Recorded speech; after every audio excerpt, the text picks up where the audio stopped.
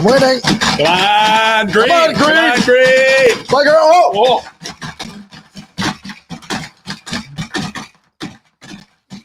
This is a hungry ass hippo right here. Well, you cheated. You're holding down the corner. Well, you got to hold your corner. It's not sitting level.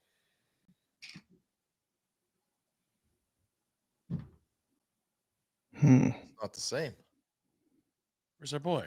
It's happening. What do you mean, what's happening?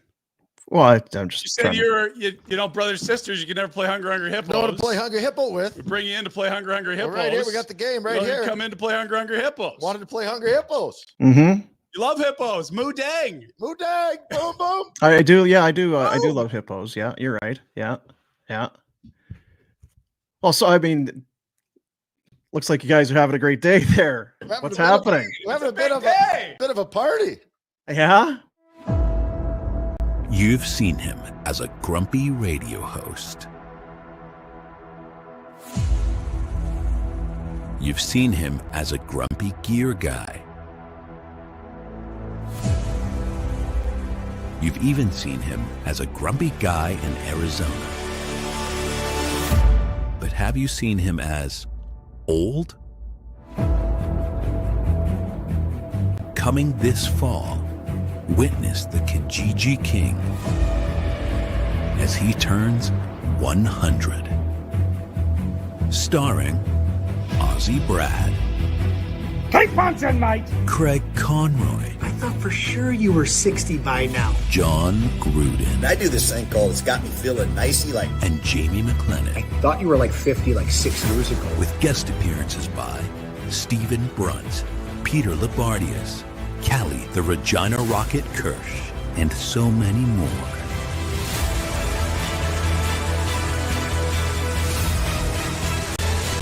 Happy birthday, Boomer. You're old. Like, really old.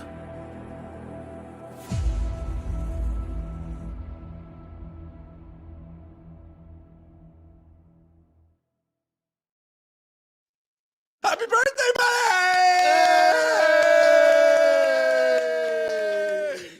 Happy. God damn it. This is going great.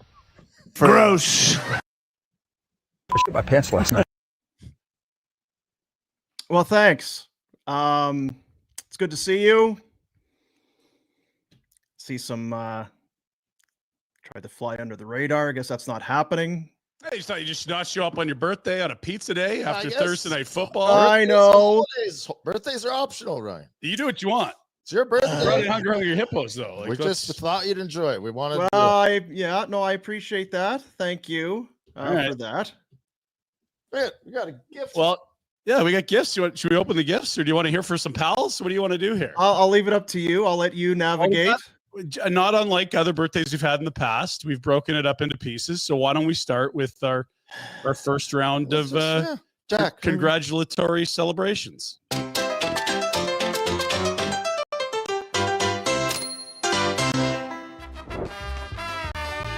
Boomer, happy birthday.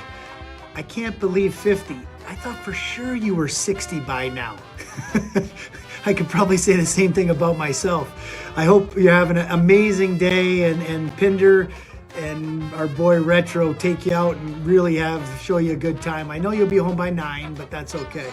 But wish you all the best. Happy birthday. Looking forward to seeing you at the Dome. Take care. Dean, you're turning 50. The Manitoba Mutant. Buddy, I wish you a happy birthday. I love you to death. You've always been so good to me. You laugh at my jokes, which I appreciate. And you're just an all-around great person. I look up to you. You've helped me out so much. I can't thank you enough for everything. And I hope you enjoy your 50th, buddy. Love you to death. Hey Boomer, Scotty Ramo here. You might not remember me, but it's okay, it happens with age. I was very surprised to hear that you're still doing this. You must be, what, 70 now? I guess they're right. Senior citizens, although slow and dangerous behind the wheel, can still serve a purpose. Anyway, happy birthday. May it be splendid. Hey, Boomer, how's it going, man? This is John Gruden. I'm down in Tampa, Florida. It's beautiful weather here. I'm just sitting in my office. I call it the Fired Football Coaches Association. And, you know, Pinder and I are good friends. We go way back, and we've been talking a little bit about, well, talking about you. And I just thought I'd reach out to you before the weekend. And, you know, I know you got a sports show out there. I know you're a host for the Calgary, Canada channel out there, and I really have a hard time getting the frequency here in Florida, but I've been doing some research. Been listening to a lot of your comments, and, well, I just thought it was important to remind you, you know, that you never played sports, and you're shorter than I am, and you're fatter than I am, and you're scared to talk to people. That's what I'm hearing. And I heard you stay at home all the time, and you make soup. And you make these buns. Is that what you do? I mean, you go home and you make soup and buns while your beautiful wife goes to the Taylor Swift concert and leaves you at home for your 50th birthday.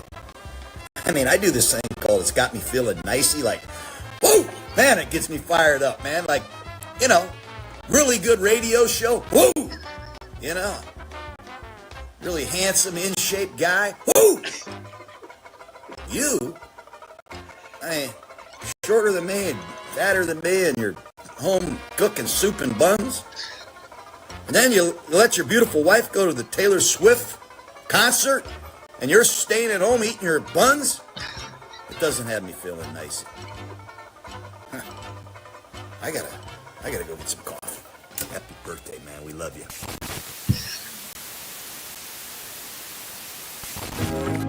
This Pulse News Update is brought to you by RE/MAX, Canada's leading real estate organization.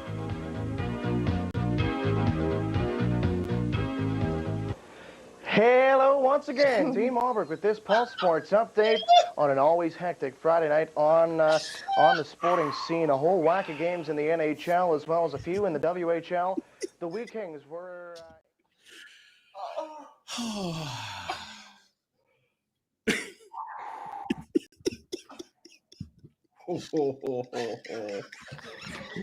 Wow. Oh, man. Okay. That's section A. Got a few more chapters to add later. Yeah, soup and buns. Shorter than me, fat. That doesn't have me feeling nice. Other than me feeling nice. Soup and buns. Okay. So 3 assists for Uyghur. Nope. No? Okay, No. good. Yeah, no. Oh, no. No. Oh, for fuck's sake. Oh, God. How did you like our Finnish correspondent? How the hell did you manage that? Oh, Trade secrets. I guess. He was wasn't sure He's if he happy remembered to- you or not, but we told him that you were always fascinated by his athletic style of playing net. Yeah, his it's not lateral. What is it when you do like his? Yeah, he's spinning, centrifugal motion potentially. That's what it would be. Yeah. Yeah. Ah, big brain. Ah, deeper. Yeah, it's really great. Feels really good for yeah. Well, thank you. Yeah. It's not one you not to bury late. What's up with the shirts? What's happening? What do you mean? What's up with the shirts? It's your birthday. Wow, that's pretty good. Yeah, that's pretty good. Cameo, hey? Oh no, John and I, we You and- yeah. They go way back. buddy. I've been looking at some tape here. And, yeah, I've been hearing some things you've been saying. I don't get your signal too well. You're up there in Calgary, Canada, with the sports team up there. Be feeling nicey. Well, thank you, boys. That's it's nice. Thought maybe we could just slide it under the door. Well, we know how you would You love to celebrate. want to honor us on our special days, and we thought it would be the golden rule. You treat others how you would like to be treated. Right. Yeah. So you'd want us to reach out to Kariramo. We didn't something similar happened about a decade ago, didn't it? Yeah. It wasn't as the visuals weren't as good. Yeah. No? I think we had some Bob Hartley. Didn't Bob call in the one morning? Boom is a big part of this team. Yeah, that's right. Happy birthday, Boom. Boomer, I get you doing the mountain climber. Yeah. So, it's Gruden's not feeling nicey. You're trying to fly under the radar. Jack's team got absolutely pulverized in the snow. What a day. I thought we'd be in better spirits today. I really did, man. What a day. What a day. Well, thank you, men. Appreciate that. What do we want to do? Do we want to talk about the game? More. I'd say we've got chapters 1, 2, and 3. You've been through chapter 1. So, let's talk about the Flames. It's enough of and then we got Dregs is going to drop in. We got there's lots going for football today.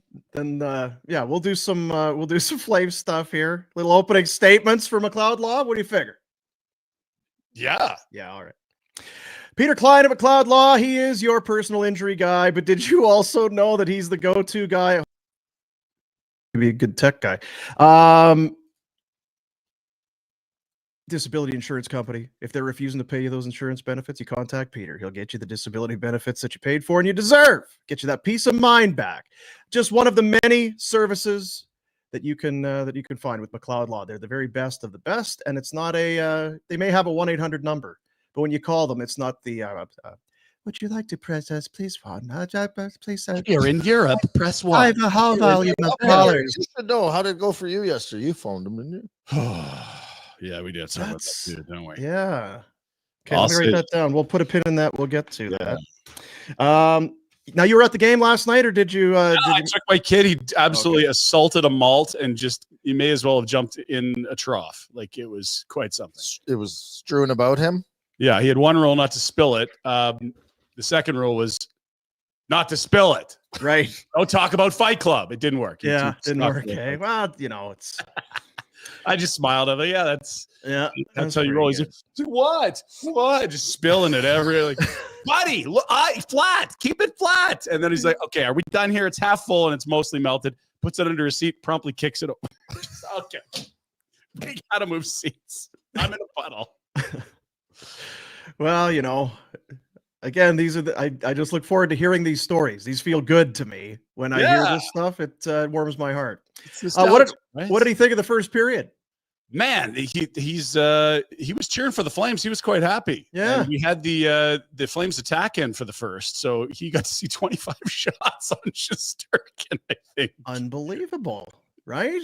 We keep waiting for, I don't know, maybe we. I feel like we come because we do it every day and we talk about, Wolf's good and the team's kind of playing like a team and they're not scoring a lot for sure in the power play, whatever. But if you can, things happen. We keep waiting for the wheels to fall off. Yeah. And it's weird because Rhett, you were kind of the first one. I don't think. What are you waiting on wheels to fall off for? I don't think that's what we're looking at. I think we're looking at a team that's kind of come together. They're playing the same way. They're getting great goaltending for sure. Yeah. And there's going to be some nights where they play well and don't win, but this isn't a team. This isn't smoke and mirrors. There's a recipe and a method to what they're doing. And I threw it to you yesterday. This isn't but we said kind of in terms of if down the road, if you make a change or if you're looking for a trade or a type of player to come in, is there kind of almost now a type of player that fits a mold? Is there a style that this team plays that when you look, that guy is a Flame, that guy is not a Flame, that guy fits in, that guy doesn't fit in? Yeah. Then Mackenzie Weegar post-game kind of alluded to some of that. About weeks into the Saddle Dome now, it's hard to play against our group. We got forwards tracking and forward checking hard and deer in your face and goalies are kicking. We have an identity and I love to see it. They have an identity. Well, it was 3 weeks ago too, because I think they played Vegas Monday, Utah Wednesday. I might be wrong. So, and it was like, okay, like the vets at some point are going to realize this ain't happening. The shoes falling off here for the goaltenders. They each had their worst start of the season. And it reminds you when you come in every day and, just have to react to the latest thing you saw that, you're going to be over the mark when they play well and under the mark when they play poorly. Since then, this has been a very good hockey team, and we always knew that they were well coached and we're learning they're getting really good goaltending. And they've been a group that, I think the coaching staff's given them great structure, and that's kind of the identity we're talking about. It's work ethic, it's structure, and they want the Dome to be a tough place to play. Yeah, goaltending is a huge. I mean, you don't get the goaltending, you're not where you are. 100%. You are getting the goaltending, which allows you to play the way you need to. They scored 3 last night, right? Like if Dustin Wolf lets one more in, what are we talking about? Yeah, I know, but that's been the story for each of the last 3, 4. And that's what I mean. It's not like last night was like they played very well, but it's not like floodgates. They only scored 3. Now I thought Shesterkin might have been the best guy on the planet last night. Those 3 shots that beat him are absolutely all insane. Yeah. I mean the hand pass thing. If the Sharangovich goal didn't count, it was going to be a shame because it was a hell of a great pass and a hell of a shot. And we could talk about that, but. Points in 7 of 8, 3 straight. And yeah, I was trying to remember, wasn't it a Backlund play either last year or 2 years ago where he kind of along the glass reached up and it hit his hand and then went in and around? It was almost kind of a same play. Yeah. It was a hand pass, and it did touch his glove, but it just kind of glanced the top of his fingers, and they called it off. Yeah, so what's a deflection and what's a hand pass? Yeah, what's a hand pass? Now we're into referees making judgment calls. I mean, that said, I feel like this should be, if this is the rule, good. This is the way it should be. It was not a hand pass. No. And if it can go off your pants or your toe or whatever, why can't it go off your glove if you don't grab the thing? Anyway, that's kind of my thought on that. But and they were all over the officials for the next 20, 25 minutes. The Rangers, they were distracted, and even at TV timeouts, they're giving it to them. The ref would come over to the bench, and be like, one more, and I'm sending you. And finally, they did get the. All right, you jerks aren't shutting up. Go sit. Yeah. It's points of 7 of 8. Wolf 233, 926. Got a win against. And we said yesterday, you get a win against the Rangers, and this whole, he only plays against soft opponents, that's out the window. Totally. Yeah. Power play looked like they knew what they were doing last night. Finally. They talked about it on the TV broadcast. This looks a lot different than what we've been seeing. I don't know if there's been changes or if it's just a little bit more crisp, or maybe the Rangers are playing softer. I don't know what it necessarily was. But yeah, the PP was good. And you had 2 guys that we brought up yesterday on the show, Zary and Sharangovich. It had been nothing in 6 for Zary. He gets 1, nothing in 5, and the Droughts, 1 in 16 or whatever it was for Connor Zary. Both of those guys, great for them individually, but also for the team. If they want to start chipping in, then all of a sudden maybe 2 to 3 goals a night becomes 3 to 4, and you're in a completely different category all of a sudden. And Zary looked good at center. Like that's the first time I was like, okay, this is like, you want to give him time. You don't want to overreact to small samples, but it's been a week or his first period was awesome. And the goalie score is preposterous. You give him that 100 times, I don't know that he can do it again. He can get close, but it's a mail slot. He put that in while he was going around the defenseman who's leaning on him, and he's just trying to protect the. Like, it's incredible. It's an amazing shot. He is trying to make it.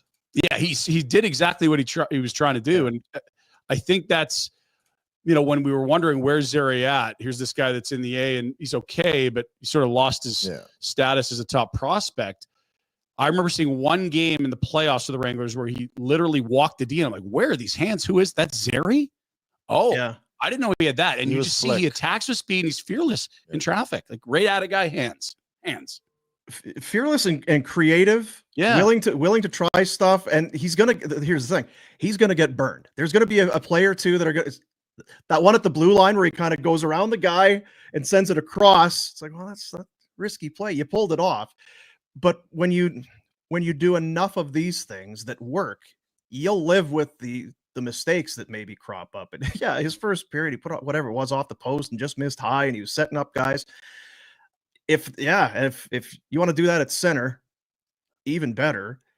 And the 2 shots that beat Wolf, whatever it was, 2 and 16, both kind of through a screen. That's how teams are going to beat him as we move forward. He continues to be fair. If he plays like this, that's going to be the book. And I mean, so be it. He's I don't care if you're 6'8" or 5'4". You put traffic and take away a goalie's eyes, you got a better chance of scoring. I haven't seen any goals where I'm like, he's too small. We're talking how many games now? Like 12, 13. I'm not concerned about his size. 8-2-1 improves on his win-loss record last night, as mentioned, with the 2.33 and a 9.26. Let's get to our Hockey Insider. The Insider Hotline, a presentation of Crystal Waters Plumbing and Heating, your crystal clear choice for all residential plumbing, heating, and cooling services. If you're a barn burner watcher, listener, you have great news here. You need a new hot water tank, AC, furnace. You'll receive discounts and upgrades up to $1,000 in value. Crystal Waters, Plumbing and Heating, your crystal clear choice for home comfort. 403-219-4100 or online at crystalclearcalgary.com. Our insider and TSN Hockey Insider is Darren Dreger. Dregs, good morning, pal. How are we doing? Yeah, I'm doing okay. How are you guys? We're great. Somebody's birthday, Dregs. Oh, no. See our shirts? Oh, that's big. Nice. It's a big. I guess I didn't get one. That's too bad. Nah, well, shipping. Yeah, I know this strike the post. yeah. We'll get one out to you, I suppose. Happy birthday! Thank you, sir. Thank you. Big plans. You would appreciate it. They did a montage. They had some Pulse TV, Prairie Pulse sports update. Hey, sitting in the newsroom doing an update or whatever it was. Those are always good, right? You remember those? Yeah, buddy. Oh, I do. I remember passing you in the hall many, many times. The old CKX. Yeah. He was a bit of a charmer, bit of a ladies' man back then, fellas. Wow. Yeah. The old honey dripper, huh? Yeah, that's what they say about me for sure. Well, Dregs, we got a lot of people that have sent video messages. So we'll do the hit, and at the end, before you leave, we'll watch some people have some celebratory wishes. I want to hear this. Yeah. All right, okay. So enough. let's do the hockey, and then we'll get to the fun stuff. Okay. Sounds good. Yeah. The Flames. Here's the thing: they've beaten the Islanders. They beat Montreal. They've played some of these, and I don't know where you look at the Flames. They're in a playoff spot. Sure. Somewhat comfortably right now. So if you look at the ball, they've beaten some of those teams. This was going to be the litmus test, the measuring stick, goal, whatever you want to call it, for not only the team but also Dustin Wolf, who has been very good. And shots were 49-29. They win 3-2 in regulation. Wolf was very good. Shesterka was great, but Wolf also held them in. A 3-2 home ice win over the reigning President's Trophy winners. Yeah. We're kind of dipping our toes in. Some fans are all in. We kind of do the, are you in? I don't know. Are you in? I don't know if it's points or gap between where you are and the playoff line or the calendar, American Thanksgiving, but we're kind of well into it now. That was game 20 last night for the Flames. Yeah, I mean, and that's why there's reason to believe, right? I mean, you're a quarter way through the NHL regular season, and this is what you're seeing from the Calgary Flames in all areas. It's not like one area in particular is bolstering the team and carrying the team, dragging the team through tough games. I think they've got a little bit of everything. And when one part of their game, one area of their game sags a little bit, there seems to be another part of the game that rises to the occasion. So, again, we always qualify by saying it's a long year. Yeah, of course it is. But you know what? It's a long year for 32 teams, not just the teams that we thought weren't going to be as good, and Calgary would have been in that category. But, you know, I'm going to share a little bit of a history lesson here, and I'm not trying to name drop, but I remember back in the day, my kid was playing hockey with the Whitby Wildcats. We were invited, Cole Perfetti was on that team. We were invited to go to Los Angeles to play the junior LA Kings in a friendly, just a weekend. Pat Brisson's son was on that team. Nelson Emerson. I mean, Craig Johnson. It was just a collection, right? It was an NHL players. It's where Rob Blake, his son, played on that team. I mean, all of the old LA Kings had sons. They made up the junior Kings and they played hockey. Dustin Wolf was a goaltender. And I remember watching this kid, and I want to say they were maybe 13, 14 at the time. And I'm standing at the glass with Pat Brisson, and I'm asking about the goalie, and he's like, Dregs, I'll try and do my French accent. Dregs, let me tell you, I think he's going to be a really good NHL player. And I was like, really? Like, how can we see that? I mean, you know, especially in a goaltender. But that's always stuck with me. And, you know, I've watched him elevate his play at every level. You know, he was so done or seemed to be with the American League. And now, yeah, there's a question mark beside the goaltending going into the season. because Jacob Markstrom isn't there, not because what they had wasn't capable. And I think now 20 games in, I don't mean to jinx these guys, but 20 games in, I think we're seeing enough that goaltending is just a positive part of the equation in Calgary and no longer should be considered a big question mark. At least that's my vantage point. I would see it as their greatest strength, Dregs. I know there's lots to like here, but they went a stretch of 3 home games where they scored 4 goals that weren't into an shootout goal. They won all 3. That's only when you get elite goaltending, and that's what Wolf's given them for 3 weeks. Yeah, man. I mean, you look around the National Hockey League, and not to derail, but just to support what you just said there. The Ottawa Senators play the Vegas Golden Knights last night. Going into that game, the pressure was starting to build on Linus Ullmark. I mean, you're talking about a proven NHL starter, decorated starter, a very self-critical man. And the team was doing whatever they could to bolster his confidence. He's fine. He's going to get back to his standard, back to his form. And yet, not that it was on him entirely, but that's an example of a team that thought, okay, let's trade for this guy, which they did at the draft. Let's lock him up, which they did recently. Thankfully, our goaltending issue is behind us. Well, is it? 20 games in, I'm not so sure it is. I mean, they're counting on him rebounding, but goaltending generally across the league, unless you've got the top of the class, and few teams have, is always going to be there. But it can also be a positive, like we're seeing with the Flames. And there's going to be, like you say, every team goes through it. But they've stashed away some points here. You can now absorb a bad week to 10 days after you've had points in 7 of 8 and have won 3 straight and that sort of thing. So we played a clip from Mackenzie Weegar, and we talked a little bit about it. The one thing that this team has not had, and I think some teams struggle with it, there hasn't really been an identity. When you prepare for the Flames or you come into Calgary, what is it? Well, we don't really know. Are they? They're whatever. Yeah. But he had said last night, we come at you in waves. We are going to forecheck you. We're going to cause turnovers. We have an identity. And it's a cliche word, and it's a thing that we use. But when it comes out of the locker room, and we talked about, I think that it's legit. They don't score a ton, but they're a bugger to play against most nights. Yeah, and look, if that truly becomes the identity, and if it is the identity and that's the resolve and the belief inside that room, then that's a hell of a lot of confidence. And I'm not here to question it even a little bit. But as you're describing that, Boomer, I'm thinking of another team, and I'm thinking of, the Carolina Hurricanes and how Rod Brind'Amour absolutely demands that. You can see the talent shift between lines 1 and 4 in Carolina, but they play the same way. I mean, it's non-negotiable. That's how you play. You forecheck hard, you attack with speed, you force turnovers, and make sure you're sound defensively. The goaltending is good enough to get you through, and you win hockey games. And Carolina has done an excellent job, superior to what I thought they were going to be this year. So if Calgary is borrowing that identity, but the players believe it, and they think that they're executing that, that's a tough one to top. It is, because you look around the league and there's so many teams that have more talent, obviously, than the Calgary Flames, obviously. But the coaches are pulling out their hair because they can't get those guys to believe in what it takes to win and playing the way that you described. So if they've got that, man, that's a key ingredient. Rhett, have you ever played on a team that maybe didn't have a lot of skill, but worked hard and really rode hot goaltending? Yeah. Actually, let me ask you, have you ever played on a team where that wasn't the makeup, where it wasn't just really good goaltending and hard work and maybe a little bit of skill? No. Like Kiprasov and the Flames, Hasek and the Sabres, back to the Panthers. That's all you've done, right?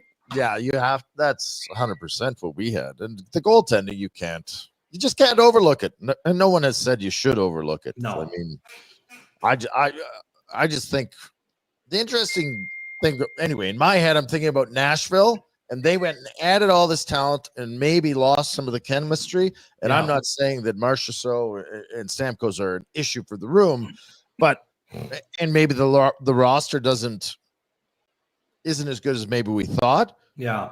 But the Flames are overcoming that and playing up to a level, not playing down. Sure.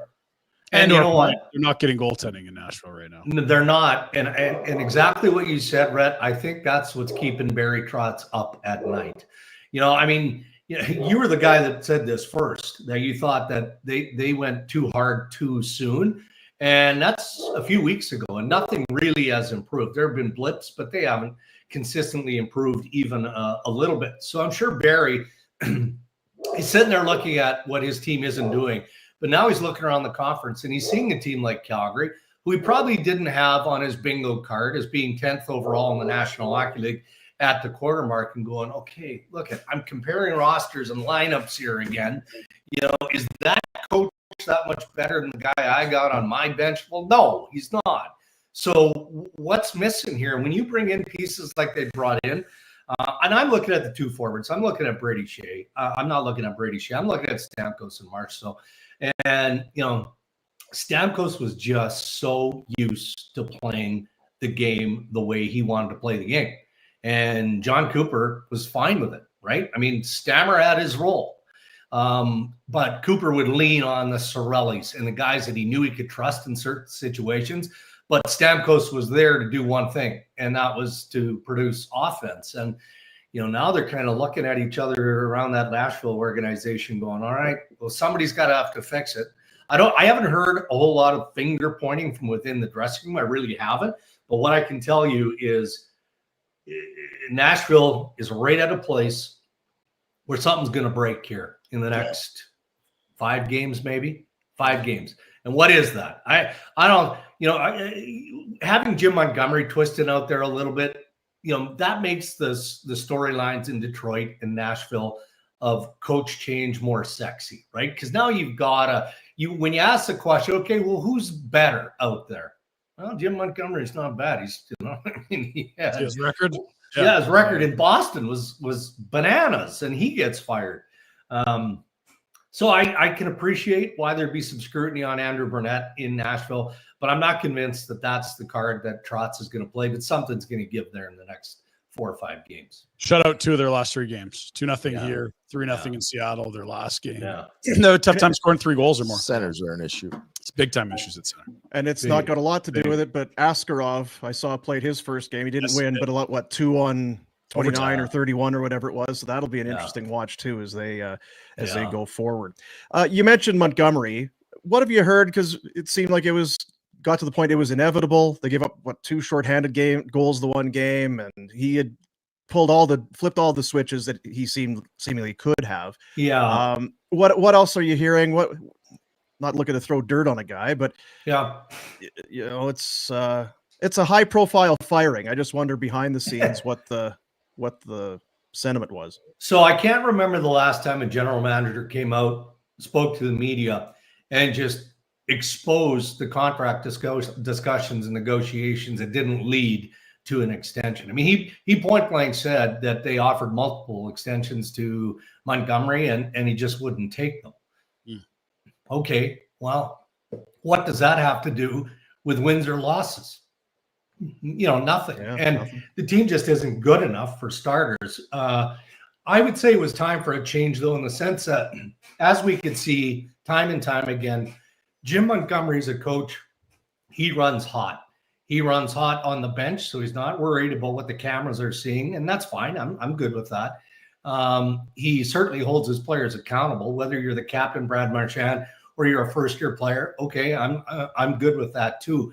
But I think that the balance shifted there, where the young guys just flat out lost confidence, right? And the older guys like Marchand and Pasternak and Coyle and Zaka, even throw Charlie McAvoy in the mix, just weren't committed enough to pull the group through, right? And that's why it was interesting to me. And look, I got all the time in the world for Brad Marchand. And what else is he supposed to say? So he comes out and he accepts his role and the responsibility of getting a real good coach fired, a real good human being in Jim Montgomery fired.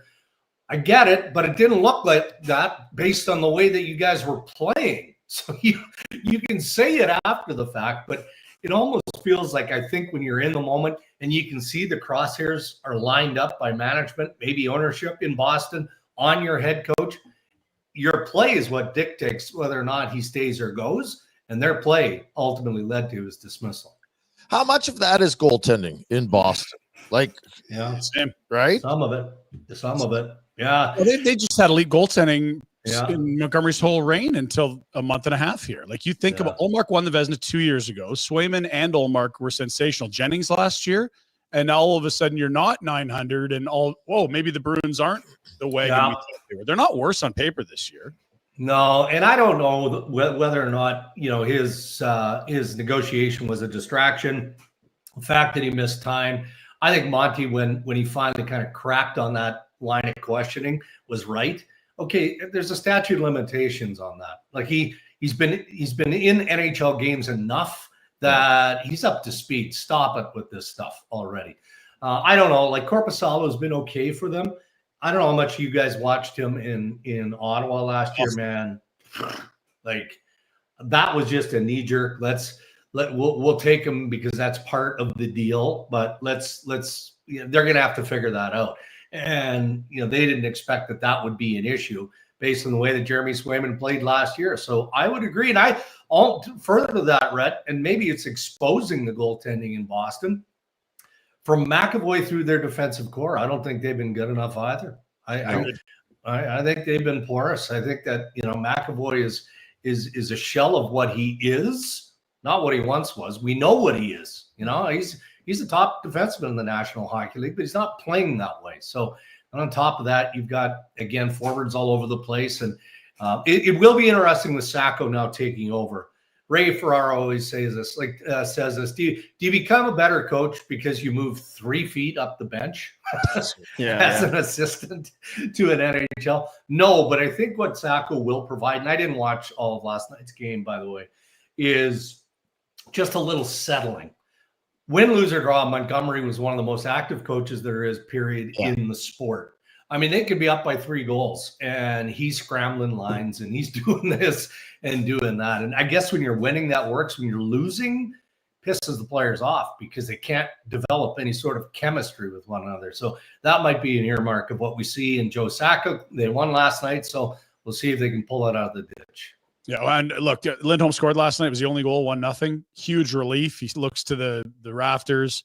And look, it's going to be tough to live up to that contract. The cap rising will help.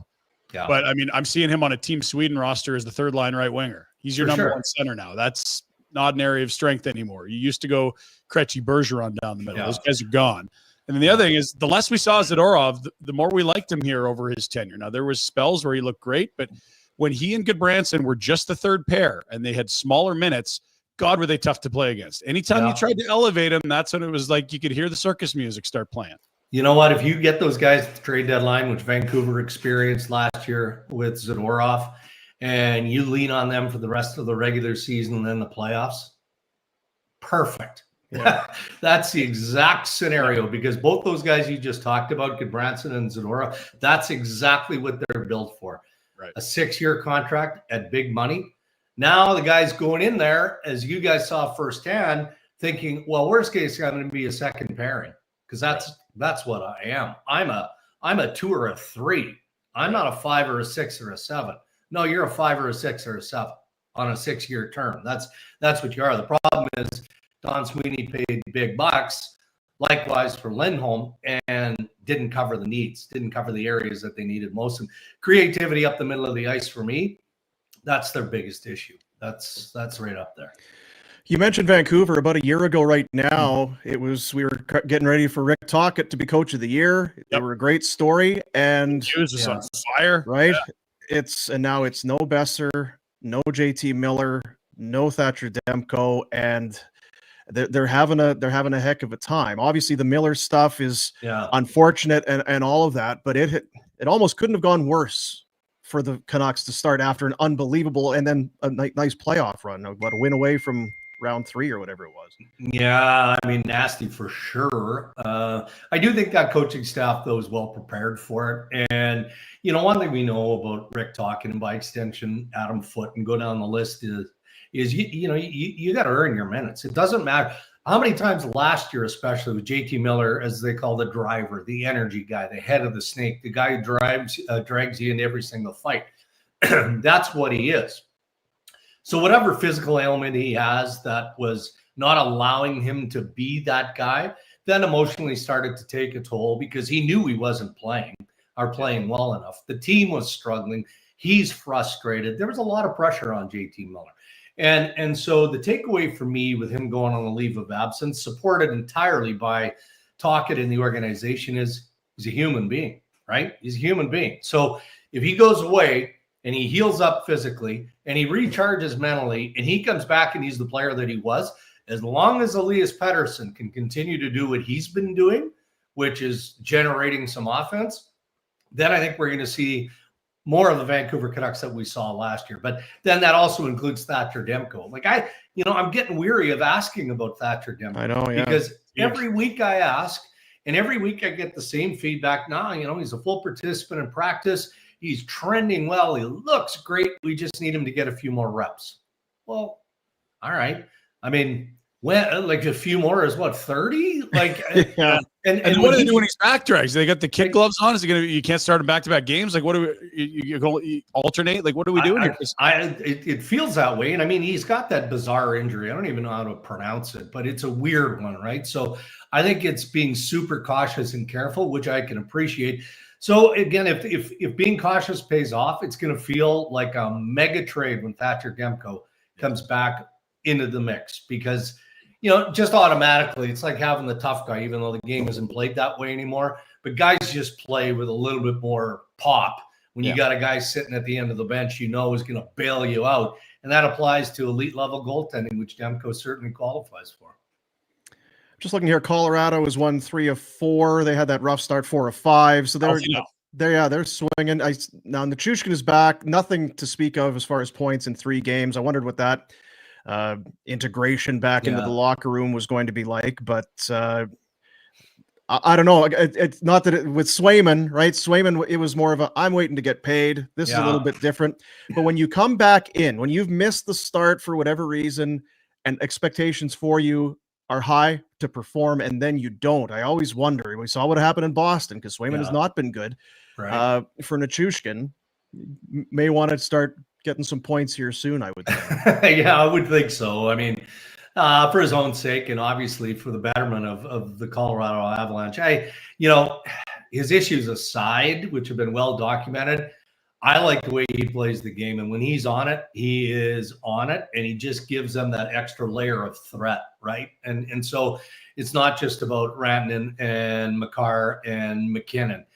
Getting Jonathan Drouin back is a big help too. That guy's career was kind of all over the road, and he lands in Colorado and seems to be a good fit with his old buddy Nate McKinnon. So we'll see if he can stay healthy enough. I still, like everybody else, want to question their goaltending. Yet we're told that unless they have to, they're not really willing or wanting to address it. They think they're okay there. And then they've got all the other pieces out there, like Landeskog. Is he coming back? Isn't he coming back? Like every day there's a story out of Colorado, including, and I love this one, and I've searched through the games and I can't find it, but there's that never-ending story of Nate McKinnon just losing it every once in a while.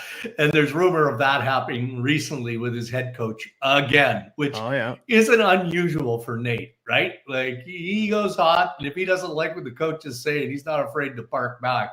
But I couldn't find anything to establish the rumor. So we'll see. They've got lots of firepower there, though, that we know. Well, it's interesting. They're okay with their goaltending. I guess they're okay with 886 and 874 or whatever it is. They won with Kemper, right? That's the thing. They think they can be better than their goaltending. And to be fair, like they got Lehkonen back, they got Drouin back. They're gonna get Ross Colton back. They did get Taves back. Like it was good players. They had Oliver Shillington playing wing when the goals were going in. Like it wasn't a good team in front of these guys who aren't great, but they've proven you don't need great goaltending if they're right. Yeah, and again, based on that star status, how can you count? You can't, and I'm not suggesting anybody is counting Colorado out at any point. They get on a heater at some point here, particularly in the second half. You've got to look at Colorado no different than you look at Vegas. You look at Dallas, maybe Winnipeg and Edmonton and some of the other top clubs, including Calgary. When do you worry about Edmonton, real quick? Because it's right now awful on home ice. They're not getting saves. Right the now, blue line's a mess, and all these old guys they added forward have been outperformed by the young guys they let go, like McCall, like Holloway, like Fogle. I was told this morning by somebody deep and not a media person, somebody organizational, that it's dysfunctional from top to bottom there. Whew. That's a lot. That's saying a lot. And so now you start to unravel that. Okay. And what does that mean? Well, for me, it's pretty obvious where you start, and that's on defense, right? That's on defense. And I haven't been the biggest Cody Ceci fan over the span of his career, but I think if Stan Bowman had a do-over, okay, we can appreciate the Broberg thing because, you know, he ended up getting almost triple what the Oilers were prepared to pay him in Edmonton. He gets through the offer sheet in St. Louis, but you didn't have to trade Cody Ceci. You didn't have traded to. And not kept. Yeah, they looked like they were going to match. They traded Ceci to open that money up, you thought, but they didn't. They said they didn't want either. Yeah, so that was, if you knew that you weren't going to match, it's not like that offer sheet slapped him upside the head minutes before it was signed. I mean, just managers doing what there would have been some form of communication, either through the agents involved, all of that.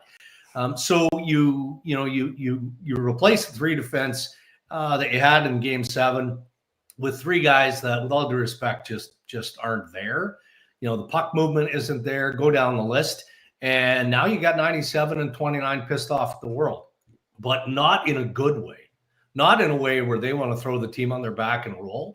I mean, they're going to compete because that's what those 2 guys do, but they're probably sitting there asking questions like, what are we doing here? Like, what direction are we going in here? You know, was there enough?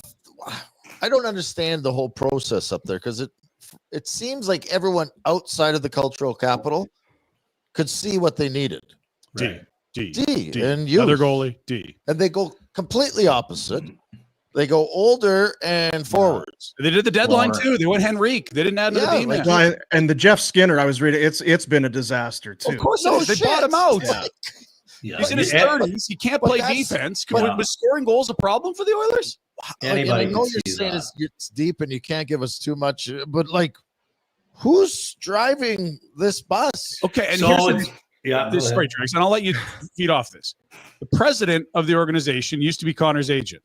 A lot of the guys they've brought in to plug holes have been his former clients, Wasserman clients. You're talking about most of those blue liners are trying. Kapanen, who they just claimed on waivers, like a lot. And this president is trying to do the job out of Toronto, not in Edmonton. You say dysfunction. I'm looking right there. Yeah.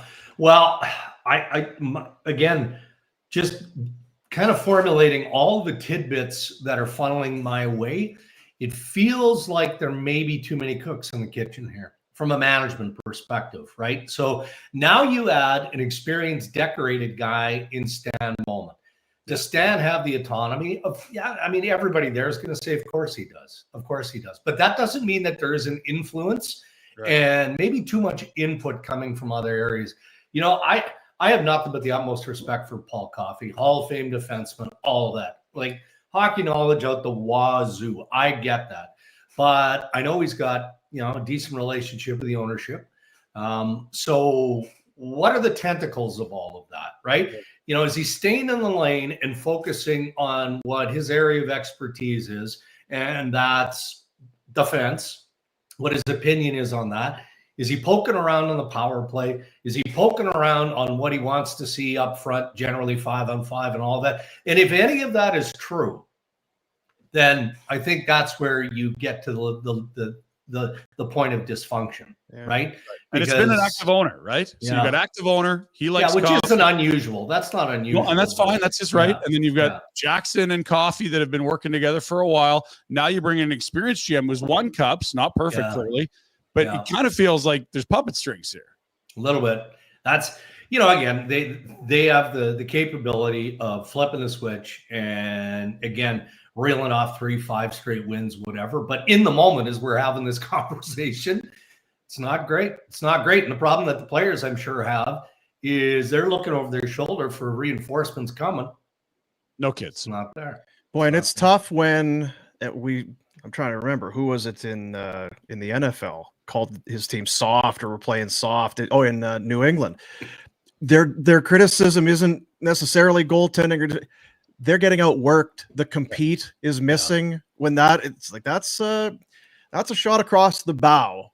So it could be on the coaches or whatever. There's enough talent in that locker room. You guys can control how hard you work or the amount of try that you put in, and it just hasn't been there, I guess. And they're not like, look, I mean, Bowman would say that it's not defense, it's their top end guys, and it's not just McDavid and Draisaitl, it's Hyman, it's Nugent Hopkins, go down the list, haven't performed on a consistent enough basis, and that's why the team is struggling, and that's putting more pressure on the defense, and blah blah blah blah blah. But look, if it doesn't turn around in the very near future, guess what we're talking about?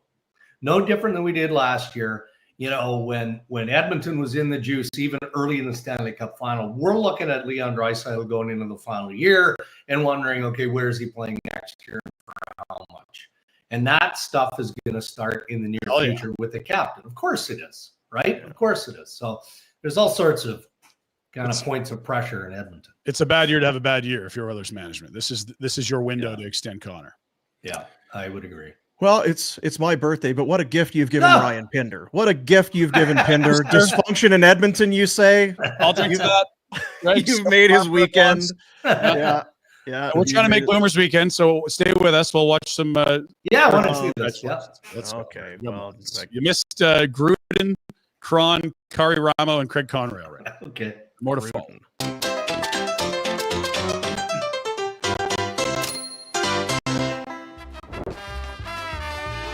Hey Boomer, I know it's your birthday coming up, and it got me thinking, when do I think of you? And it's always the same time. It's in the morning, after I've had my coffee and breakfast, and I'm sitting down. And I'm taking a boo. Just want to wish you a happy birthday. Hopefully at 50 you can dodge type 2 diabetes and cirrhosis, and have a happy birthday. Oh, no. Happy 50th birthday, Dean fucking Mulper. 50 years old. Come a long ways from old CKX and Brandon. I'll tell you what, you look way better for your 50th than you did for your 40th. Having to get up at fucking 2 in the morning all the time with Sportsnet, just grumpy as fuck. God, now you're sleeping like a regular human and you look great. Happy 50th, you old fuck. Hey Boomer, I just wanted to wish you a happy 50th birthday. Just up here in the press box, we used to watch our games and you critique me every morning. But you know what? We've grown to be friends. You guys do a great job. I hope the show is going well. We'll talk to you guys soon. Enjoy your birthday, buddy. Hey, Boom. How are you? It's a blast from your past. It's Kelly Kirsch, your former boss.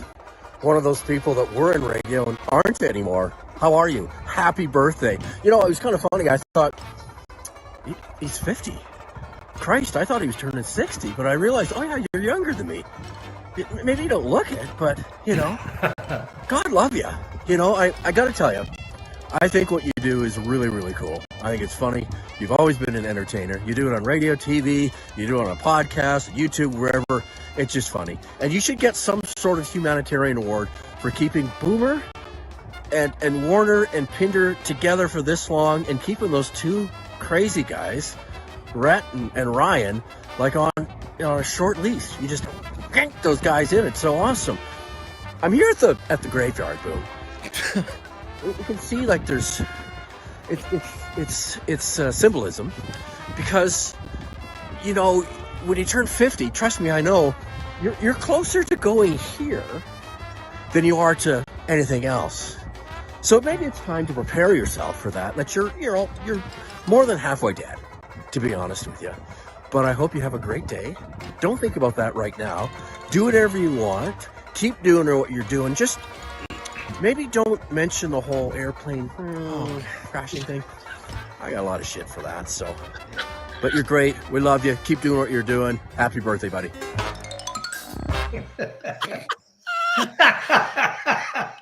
The producer doesn't know what this. We're out of time. Sorry, look at the time.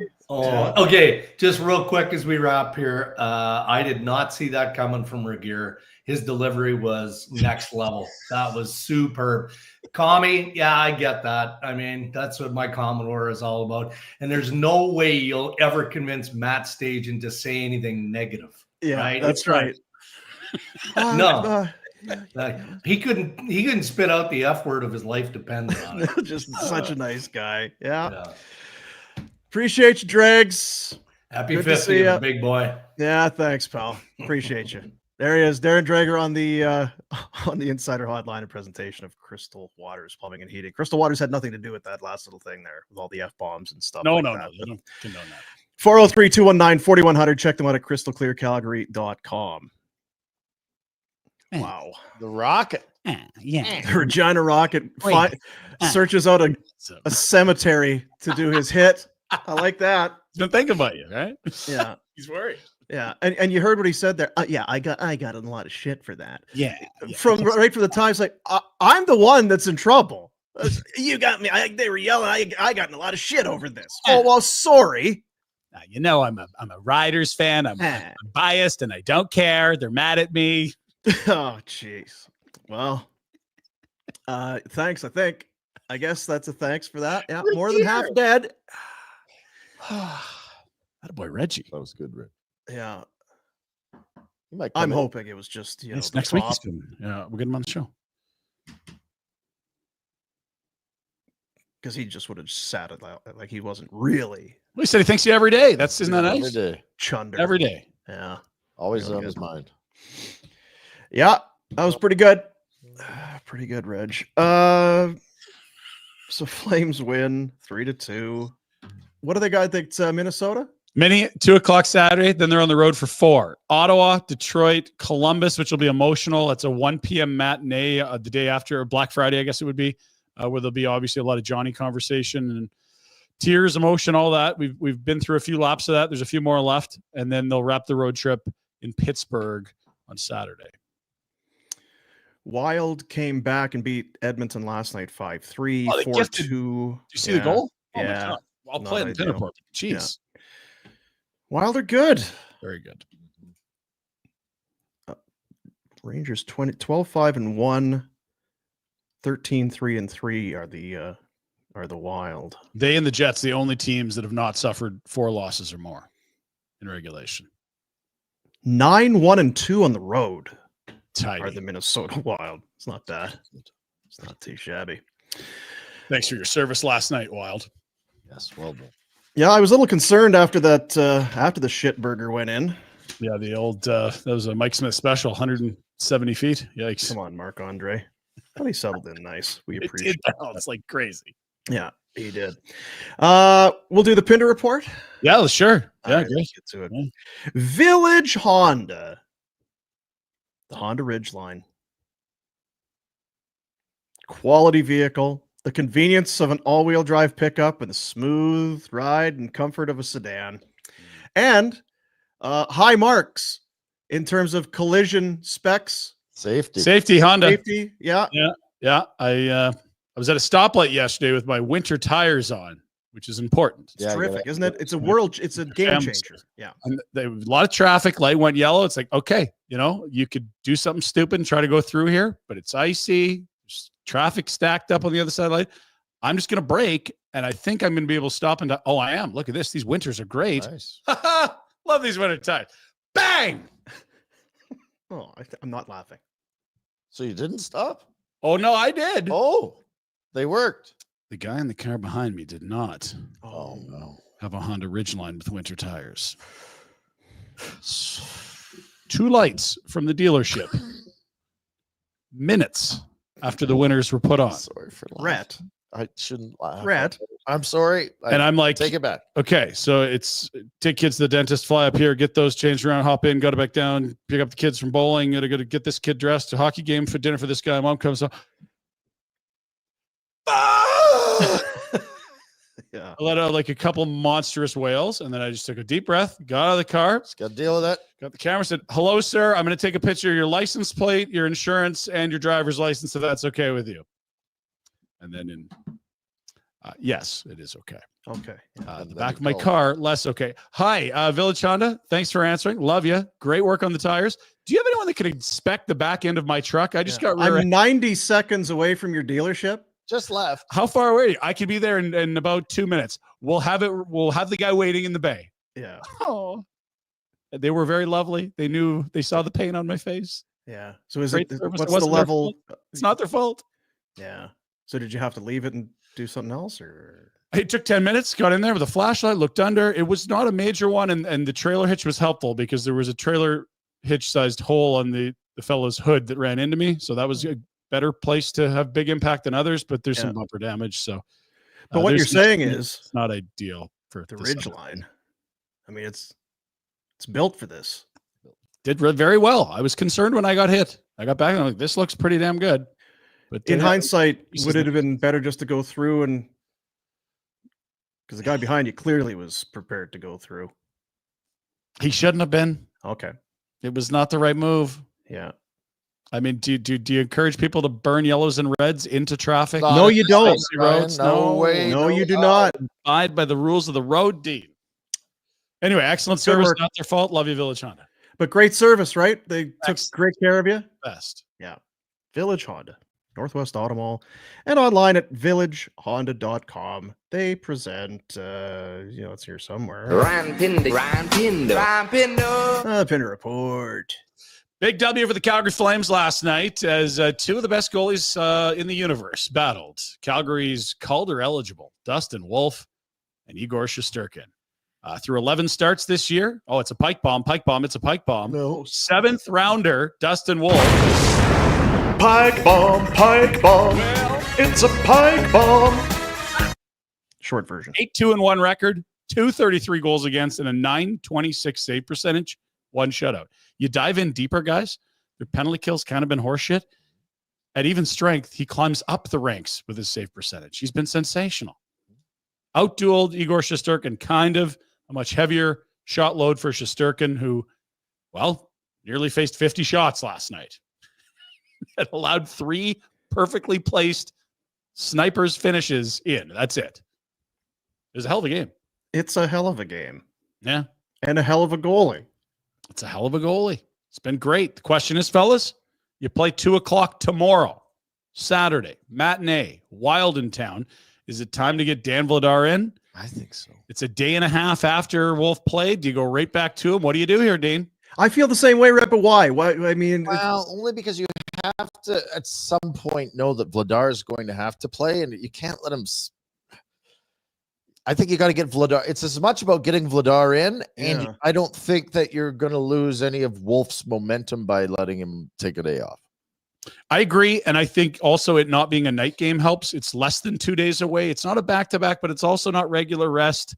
Now, let me ask you this, though. So you've got the Wild. You know what they are. They're high-caliber opponent. Yes. Then it's in Ottawa, in Detroit, in Columbus, in Pittsburgh. There's a back-to-back at the end there. Columbus, Pittsburgh, back-to-back. So you're going to see both guys. And then Mark can play 2 of the 4 if he wants there. If he wins, I think he will. If you beat the Wild, you're going to play 2 of those 4 games for sure. Listen, I'm not going to throw away my my Flames hoodie if Huska decides to go with Wolf. Yeah, I that's just fine. think It's a good spot to be in if you're Ryan Huska, if we're honest. Yeah. Our rookie guy is so good. We're thinking about starting him for a 4th consecutive game. That's a good problem. It's a great problem to have for sure. Yeah. We'll move. Here's the standings. Calgary Flames still a point at a top spot in the Pacific. Vegas got a victory last night, as did the Flames. So status quo up top. What's interesting, if you look down below, Colorado, Edmonton, and wild cards, but the Oilers that's a mirage. The Oilers have 3 games played more than the Canucks and are only up 1 point. We talked about with Dregs. There's a bit of puckering going on up north. Meanwhile, the Avs starting to get their stuff together. You like hearing that, don't you? That's a great word. Oh, it's a good word. Speaks of just deep-seated, not good. Just love it. What did he say? Dysfunction? Not a media guy, but somebody inside the organization. Dysfunction. Oh dear. That's terrible news. Shame if Connor knew about this. Way to sign, Draisaitl. Oh, yeah. I said he should have gone 4 years. Ask for 16. Let's go. What are they going to say? Year. Hey, you know what? But here's the thing: when you're a star player like that, You want to trade, you probably get one. Oh, it's true. If you want a hardline stance this thing, I'm sure there'd be some team that willing to take on the contract and give Edmonton something. So it's true. Still options there, Leon, if you need them. Overall standings, Flames still good in these two. It's not just the Pacific Division. It's not a bad division, dude. They're top 10 club in the NHL. That is wild.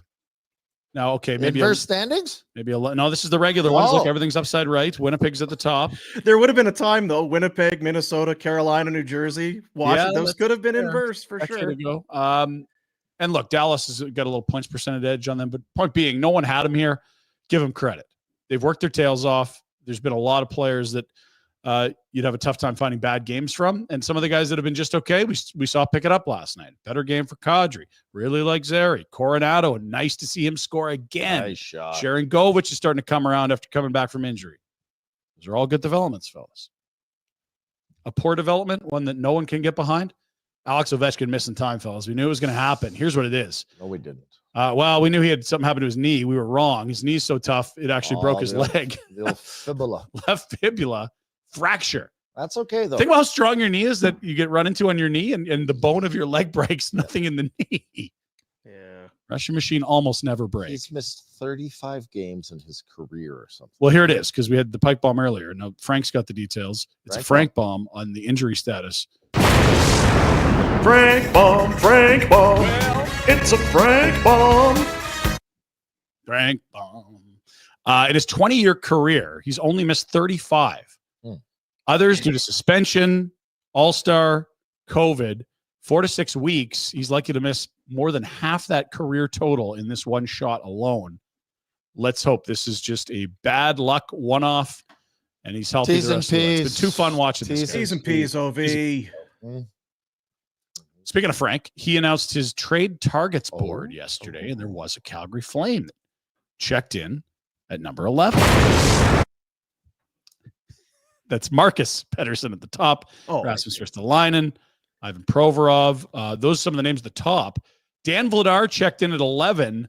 No sight of Andrei Kuzmenko, but it's early. It's a shorter list. Frank expands this as we get closer and closer to the trade deadline. Last night, another rough start for the Oilers. Check out this goal. They get gifted courtesy. Was not that ice guy, Dan Craig or whatever? Is he not doing the rink anymore? Come on. This ice. And you're like, how is that possible? And then you see the replay and you're like, that's the worst bounce I've ever seen on a puck. That thing takes a left at Albuquerque right there. That is a huge twist. And that was an early gift. And then they had one go in off a skate of a Minnesota Wild player. Right. And you think, okay, everything's coming up Oilers. They were down 5-2 and had to settle for a 5-3 loss. No. Dysfunction. It's a shame. Yeah. One of the big parts, as we say, goaltending can usually explain all of problems. Stuart Skinner here, now joining in the last 30 years, goalie save percentage for the first 14 games. I see a Ty Conklin there. I see a Tommy Salo. I see a Jack Campbell who was yarded last year. You know what I see? And Stuart Skinner last year too. I see a huge goaltender. He's massive. Big guy. Doobie. You know, it's almost as though maybe it's too big. Size isn't as big a deal as some people. You need those smaller goalies, Dean. Oilers haven't figured it out Hard yet. to find those small goalies now. You know, they're gone early in the draft. It's tough. You can't find them anywhere. Yeah. Look at some smaller goalies. T's and Tonight's P's again. scheduled Yeah. just 2 games, Dino. That's it. They heard it was your birthday. They don't want you to get all scrambled, distracted. Just a nice little doubleheater for you.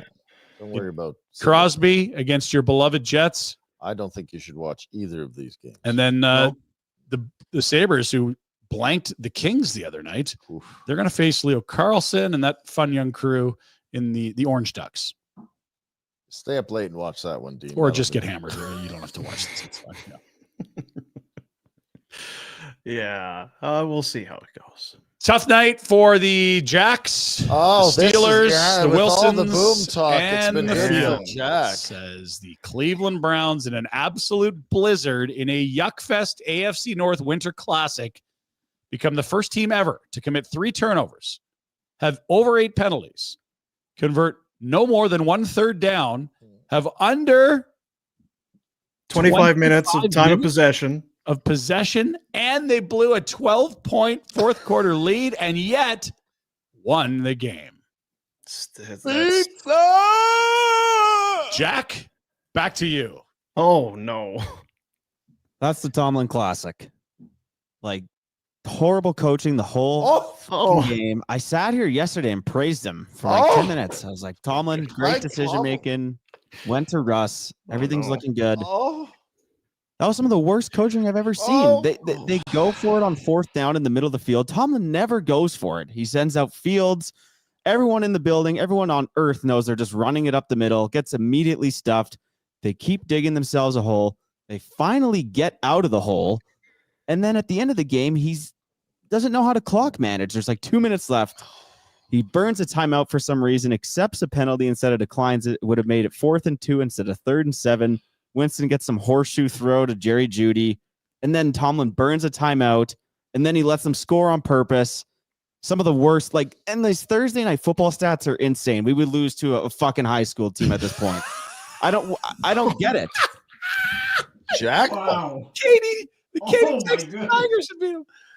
Now, what about when they brought Fields in and then asked him to throw a long pass? 3rd and 4. We have the lead.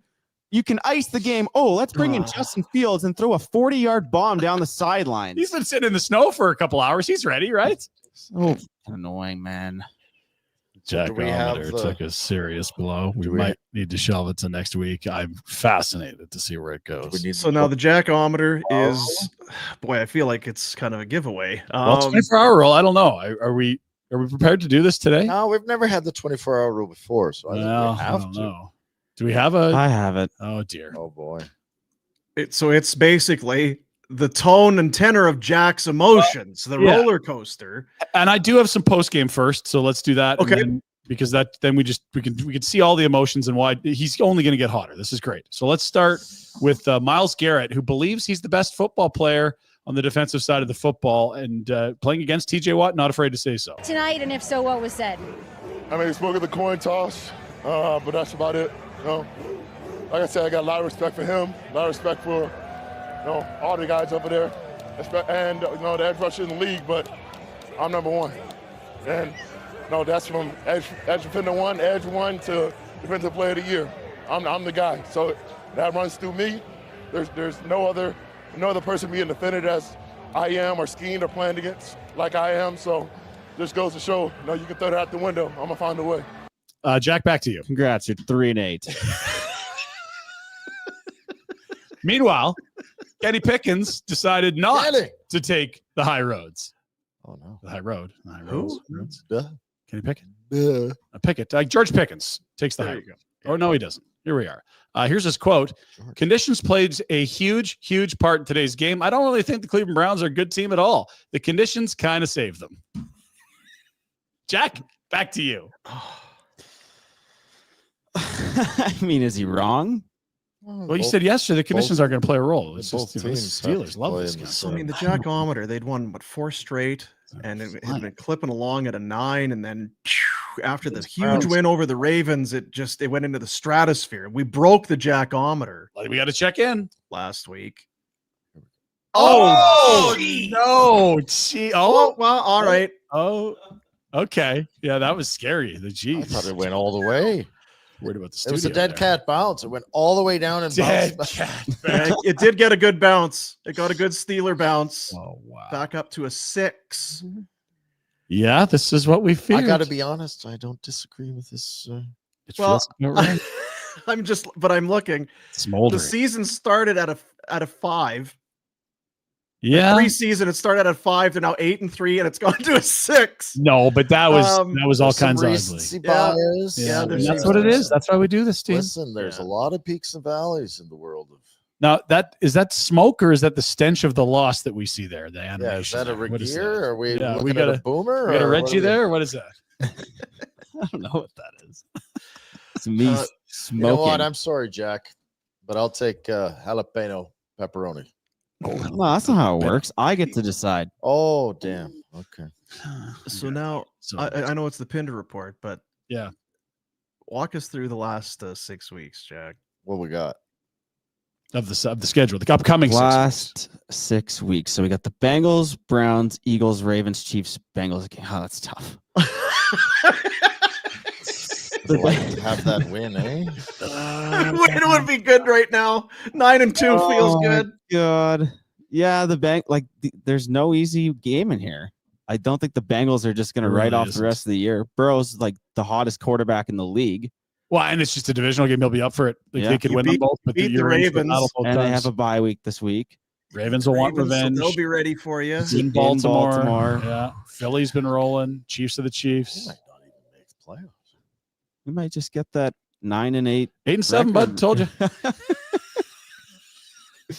They'll be fine, Jack. Don't worry. You're all right. You know what they could do is go get another quarterback that other teams had quit on, guys. Because, people quit on Russ. How dare you? How dare you count how many toilets he had in his mansion versus how many touchdown passes? How dare you? How dare you crap all over Justin Fields? Got this club off to a beautiful 4-2 start.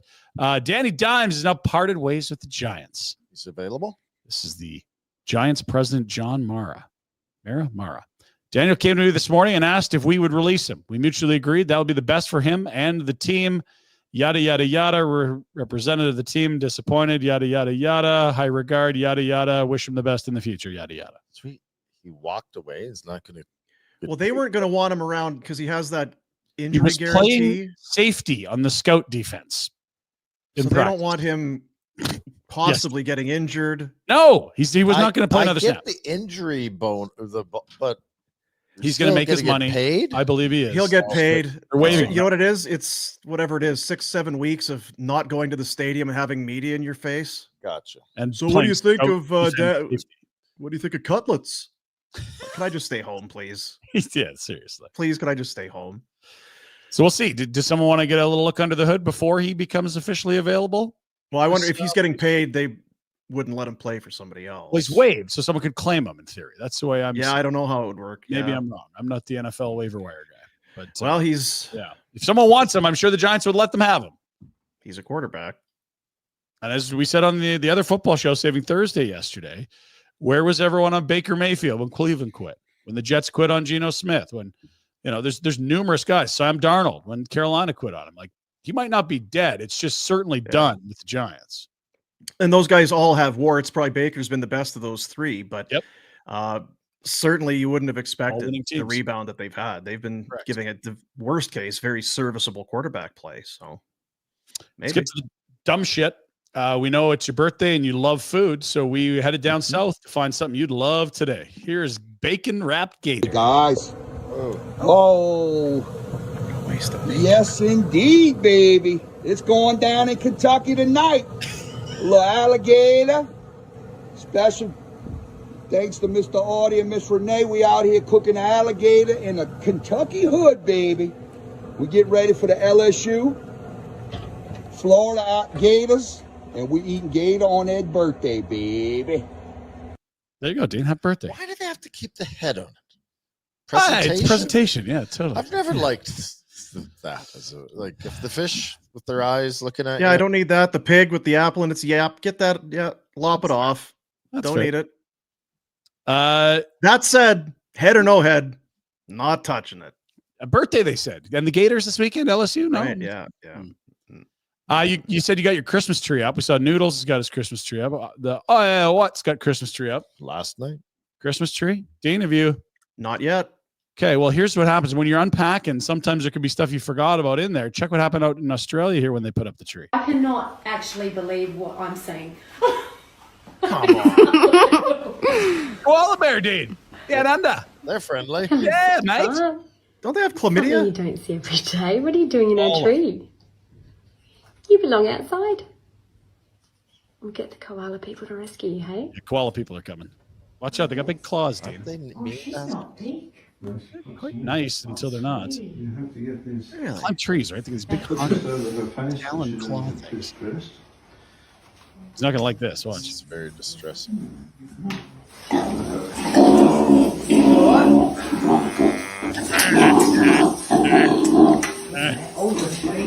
Oh, don't worry about the tree. Just don't you get hurt. Oh, no, she wants to go that way. Here we go. She'll be out like a flash. All right, Sheila, away you go. Beautiful, aren't you? Now, she got a baby in her. All right, away we go. Watch out for that, Dean, when you put up the tree, would you? Yeah, koalas, chlamydia, It's likely the marsupials caught the disease from the exposure to feces of infected sheep and cattle. Wet, matted fur on the bottom, dripping urine, and conjunctivitis. Yeah. Seems Koalas, that's the thing. You're still not on side with going to Australia then? So you're besmirching the koala. Snakes. They're very cute. Kangaroos. They're very cute, but just like you know when you're in high school and you knew that there was just somebody you don't go. Oh dear, you don't go near. It's kind of a koala thing. No. Now, if there was someone that could convince you to come to Australia, who would it be? Well, it's only Aussie Brad. He's very influential. Boom, boom, Pinder, retro. Fucking man cave boys, hats on. Look at this. Fucking worn in pretty good by now. Now, listen here. Just fucking little quick update from down here in fucking Melbourne. It's hot as fuck down here, by the way, boys. But I'm fucking put a bet on, right? I got on the Wolf train. Fucking, oh, woo! So, 34-1. Put 100 fucking smackers on it. If it fucking comes up, I'm on the big bird. All the way to fucking CY fucking W or whatever, CCY, YYC. I'm coming over. I'm not going to sit up the fucking front with all the flogs. I'm in cattle class up the back, crunch and piss the whole way there. Get off, straight to Origin Brewing. Fucking barn burner tinnies, mate. Fucking perfect. Come on, Wolfman. Now, look at this. I've got some brown liquor here, boys. Look, homemade shit, though. Now, this is for a good reason. This is for fucking me, mate. Uncle Boom Boom. Now, I hear, mate, birthday's coming up. Fucking 5-0. What a big one, mate. Been great to listen to you all these years, mate. Even down here, really still enjoying your shit. Fucking off the fucking radio bullshit. On the fucking tubes. You know how it goes. But Boom Boom, you have a fucking great time, mate. You're a fucking legend of a man. Let's have some fucking brown liquor, eh, boys? Boom Boom. Happy 50th, man. Keep punching, mate. Thank you, brother. Thank you, brother. God almighty, what a dude. What a legend that guy is. And he did. He's shown me the receipt on some Aussie sports book. He found Wolf at 34-1. He was watching the show, $100, 3400. I said, buddy, that's your flight over to watch Wolf next season. He's all in on the Wolf train. Well, listen, he is a diehard. He is a diehard. He's coming. We're getting the party suite. The one in the corner. Love that guy. That guy's the freaking best. God, apparently it's hot. Is that what he was saying? It sounded like it was hot. Yeah. He doesn't need winter tires out there on his ute. He's good. No. Beauty. That's your Pinder Report, Thank you, Aussie Brad, for that. Village Honda. Still a few days left in the month, and from now until the 30th, Village Honda collecting non-perishable food items to help fill a Honda. Did you see it yesterday when you were at the dealership, or were you just kind of a little frazzled around the service? Yeah. Stop by the showroom, drop off your donation, your non-perishables, and Village will deliver it all to the Veterans Food Bank at the end of the month as they get ready for the holiday season. Heart's in the right place. Village Honda, Northwest Auto Mall, and online at villagehonda.com.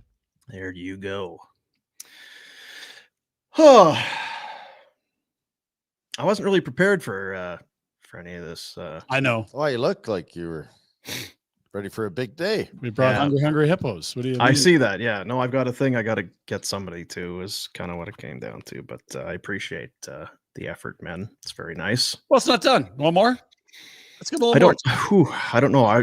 Do we want to do our football and then we can hit it on the way out, or what do you want to do? Whatever you want. It's really it's all home runs here the rest of the way. It is, hey? All right. Well, let's to recap. We've had Connie, Cron, Kari Ramo, John Gruden, Rob Dreger, Mike Commodore, Matt Stajan, Kelly Kirsch, Aussie Brad. I feel like we could play a few of those over again. Holy smokes. You know what? Thanks for the tube, as Aussie Brad was saying. It can live on. That's fantastic. We're gonna put them all together in a little montage, throw it on the tube. Love it. Love it. We can do our picks, but let's look at the sched for this week in NFL for our buddies over at Bet365. Great partner of ours, official gaming partner of Barn Burner, Afterburner. There you see it. World's largest sports betting platform. Open an account with 365 today. Bet 365 today. Use that promo code NATION right there. And when you download the app, get that NATION promo code in there. It's going to be worth your while. Whatever the moment, it's never ordinary at Bet 365. I did a little hockey last night. I did a little money line parlay deal. Tell me at the Wild. Bruins, first game after the coach gets fired. Right. Bingo. And what was the other one? I parlayed that with the Golden Knights. Vegas Golden Knights. Yes. We have that. Money line. Little parlay boost in there. They give you a little parlay boost.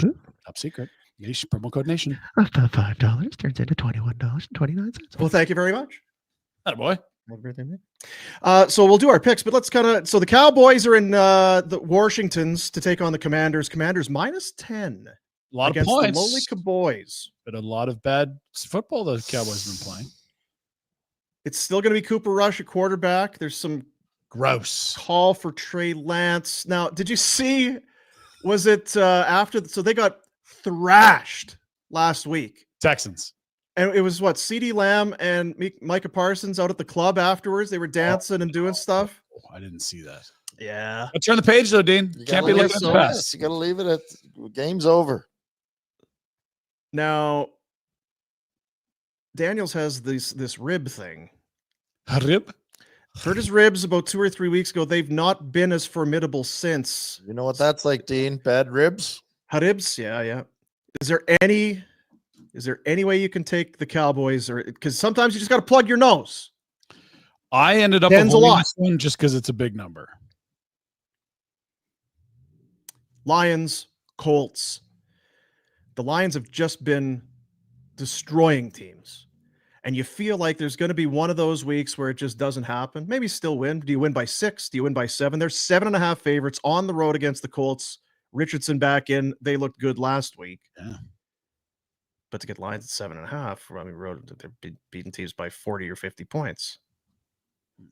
Jack, where are you on the Lions? The Lions have done well for you. Yeah, I'm going back to the well with the Lions. All right. Okay, we'll get to that. Chiefs -11 at Carolina. They lose last week. They haven't been that impressive till now. This number's tough too because it's Jonathan Brooks' debut. Carolina's run the ball well, but it's the best run defense in the league. It feels about right. Like they should win it, but they haven't really blown anyone out this year, have they? No. What is it? I was reading this morning. Mahomes, 11 interceptions, 10 touchdowns. Gross. So his play hasn't been great. The Bears probably should have a couple more wins. Don't give up a Hail Mary, and certainly don't get your field goal blocked to win it. They're home to the Vikings. Playing better, the Bears, sneakily. They have been, yeah. New offensive coordinator seemed to unlock maybe a little bit for the Bears last week. Patriots at Dolphins. Dolphins are good. Beat the Rams last week, but the Patriots, everyone thinks they're bad. They've been hanging in a lot of these games. Yeah. 7-point favorite at home are the Dolphins. The Buccaneers off the bye, I believe, are in New York to take on Giants. Tommy Cutlets. And Mike Giants. Evans likely back for Tampa. Huge get for Baker Mayfield in that offense. Texans 7.5 favorites at home to the Titans. Denver goes into Vegas to play the Raiders. The Broncos are favored by 6. Arizona off the bye -1. They're in Seattle to take on the Seahawks, who had that kind of final minute victory last week against the Niners. Niners, they're in Green Bay. Getting 3 points are the Niners, who are banged up. Bosa injured. Debo nicked. Purdy laboring. Like they might not have Purdy. That would be disaster. Yeah. The Eagles and the Rams. Eagles on the road, 3-point favorites, and the Ravens, they are 3-point favorites at the Chargers, which might be the game of the week, Pinder. The Harbaugh. This might be the marquee matchup. We got to wait till Monday night to get it. Harbaugh. Love it. Chargers have been better. 7-3 is insane. It's insane. So we can do our picks. Let's take a look at the pick record. Not a lot to say there. Hey, Rhett, don't really care. Yeah, he's got his picks. He's made his mind up. He's done his research, Dean. Am I supposed to break down every football? I just thought maybe there'd be some thoughts or they didn't talk about the Bills. Their Bills are on bye. He's on bye. Let's go. I'm taking a week off. There's where we sit through 11 weeks, just under the 500 mark. Am I 16-17? Jack is rolling 22-11. Tidy. Pinder 18-14-1, and Retro a very tidy 19-13-1. Who's going to start us off this week with our picks? Jacko's leading. Let's do it. This is a weird week. Yeah, It's we a just weird went week. through all these games. I really didn't like much, so I'm just gonna pick good teams. Detroit headed into Indy.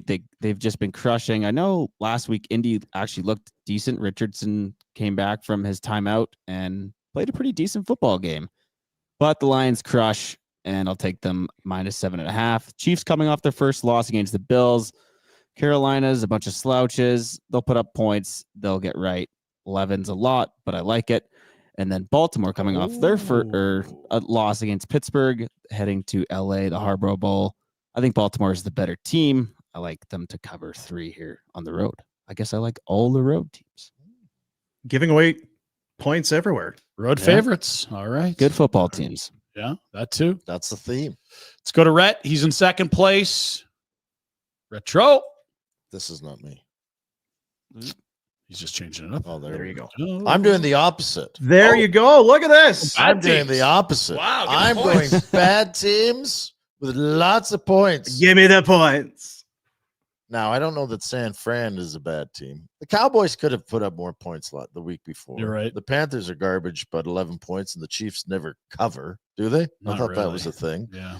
And I'm skeptical about this Niners only because of the bumps and bruises and not knowing who's in and who's out on Sunday. I'm tempted to make a switch to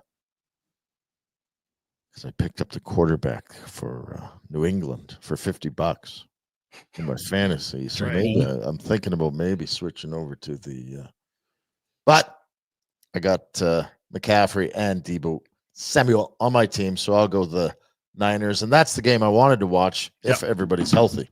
That's a fun one at Lambeau this time of year. Sure. By the way, you noted the Chiefs struggling against the spread. 4 wins against the spread this year. That's it. Yeah. Not ideal. Pinder. All right, let's take a peek. I think the Bears are sneaky all right, and Minnesota's kind of had some just ordinary play since that 5-0 start. I like the Bears at home to not, as you said, have something crazy happen like a Hail Mary or get a 30-yarder blocked to win the game. I like the 3.5. Keep it close, Bears. Let's go. Bucks, they get Evans back, and I know there's going to be excitement about a new quarterback against the Giants. Bucks are a much better team. Otton, Evans, Baker, let's roll. And then finally, the Commanders. It's a lot of points, I know, but Dallas has been an absolute disaster. It feels like a bit of a get-right spot for the Commanders, who've been just okay the last little bit. Dallas is so bad. Who haven't they made look really good lately? Like, let's be honest here. I think they cover the 10. All right. Double digits. It's a lot, I know. Scary. I looked at the Houston, Tennessee one, but that's a lot of points too. I don't know. I'm going back to Denver. They have been good to me. They are on the road this year, 5-1 against the spread. Wow. They've already beaten Vegas this year, 34-18. That was in week 5 in Denver. They're better since then, and I would think, if anything, the Raiders are worse since then. It's under a touchdown. I'll give it. Give me the Broncos. I'm kind of with Jack. I think the Chiefs, are the Chiefs any good? They don't cover. They're stumbling around. Mahomes this. The Panthers are no good. They just aren't. And I feel like this could be a statement game for the Chiefs. Yeah, we've lost, but we're still the elite. And I don't love it, but I'll take the 3 points for the Niners and hope that Purdy plays. This is, I mean, if it's Sunday and Purdy's not in, I'm not taking the game, but I mean, Green Bay needed a blocked field goal to beat the Bears. They've been kind of skimming by, I feel like. So I'll take the Niners and the points. So Broncos and Chiefs, and then the Niners. Road teams. I had one thing I wanted to mention. Brian Robinson is an excellent running back. The Dallas Cowboys are the worst against the run and have been particularly bad the last month. If you want to go find some Brian Robinson props, might be a good thing to do on Bet365 this weekend. Even Eckler's been eating. Very good. Yeah, and McNichol, when someone's been hurt, it's been fine. They run the ball well there. Inside the 10, they love feeding Robinson. What were the other bubbles? So you kind of had Patriots at Dolphins getting 7 points. Yeah, I hate that. Dolphins, I just don't know what I'm ever going to see from them. I know. but the Patriots have hung around in some games here. Give them credit. One of the afternoon games, Arizona, Seattle. It's too close. I want to see the weather in Seattle. A pick 'em. But that should be a hell of a football game. Yeah. I do look forward to the Vikings and Bears, regardless of see if the Bears can be a little bit better. And the other ones, it's kind of, I mean, the Cowboys are bad, and the Colts Lions should be okay. Detroit will make that interesting, but how do you feel about your Chargers in the Hard Bowl? I'm excited to learn about them. I think Herbert they've really let him throw the ball the last month plus after keeping the reins real tight on him the opening month. And Baltimore is susceptible to the pass. They just are. But if you think you can run J.K. Dobbins and Gus Edwards against their old team to success, it's going to have to be Herbert's arm that gets it done. And then we also saw them just melt down against Cincinnati last week. They ended up winning. But, you know, if you're going to let teams come back 21 points in a row unanswered, I want to tidy that up. I think we got a classic on Monday. I'm not betting on it, though. I really felt bad for Jack last night. I know how you did reach out a lot in the group chat. He was napalming like 3 different group chats we're in because we have the Thursday one and then we have the show one and then there's another one. I'm just like, oh my God. The beauty for Jack was there melting down. Plenty of emotion. A slow start. They look beat. Oh my God, they're gonna win. Back. No, what happened? Like, whoo. I just wanted to stay. I didn't want to kind of rub salt, although I saw you did. What were they up 18-3? The Browns. You kind of put a little gif in the old chat there. Should have punted. I'm officially pissed. Tomlin is coaching like a dumb bleep. Tomlin is coaching like a complete dumb bleep. This game is so dumb.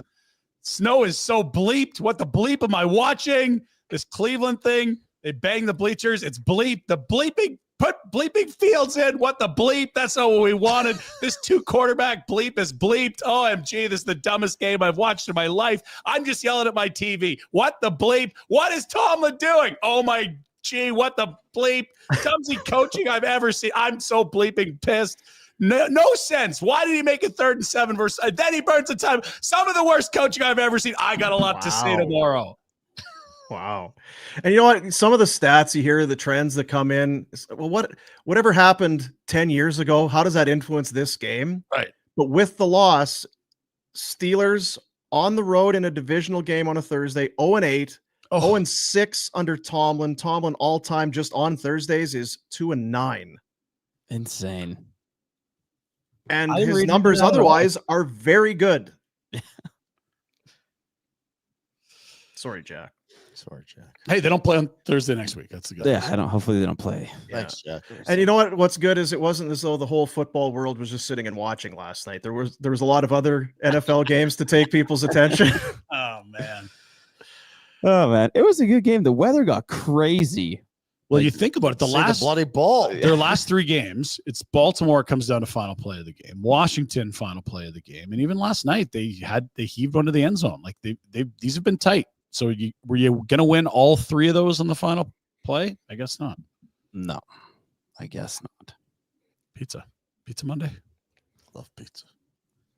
Yeah, we'll do it Monday. Bet365, the world's largest sports betting platform. Get that account open. Use the promo code NATION. Their app is awesome. We've been saying it over and over, but if you've tried some others and you haven't done Bet365, you have to, because it is fantastic. Whatever the moment, it's never ordinary at Bet365.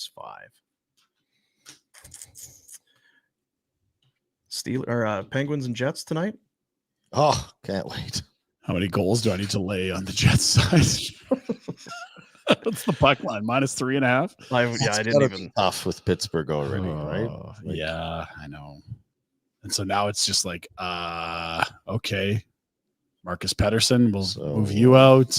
Marcus Granlund's actually played really well. That's the guy they gave up in the Carlson deal. He's been on fire for San Jose. 2 points last night again. Tough spot. Yeah. How quick can you turn this around for Sid? I don't know. It was a dumb deal. I don't know why he signed that deal. Still, contract. It's like he wants to lose the rest of his career. Thought the guy had a winning attitude. I guess not. Better go to Colorado, son. Just like you said, though, Leon, if he wants out, they'll move him. Yeah, that's right. Yeah, no problem. Flames Nation, Barn Burner folk, we want to hear from you. Nothing like a good survey. And so we had a Kirsch today. He'd have been proud. Your thoughts, your takes, your opinions, we want them. In today's show description on YouTube, there will be a link. Click it. Fill out our survey. You'll help us figure out what direction we're going in. Where are we going? What are we doing? And you'll be entered to win a $250 Fanatics gift card. We got multiple cards to give away, so it is worth it. Get in. Chance, this all wraps up at the end of the month. So help us out. Help us help you. Help us help you. And possibly take home a $250 Fanatics gift card. Get that Wolf jersey. That's right. Whew. That is correct.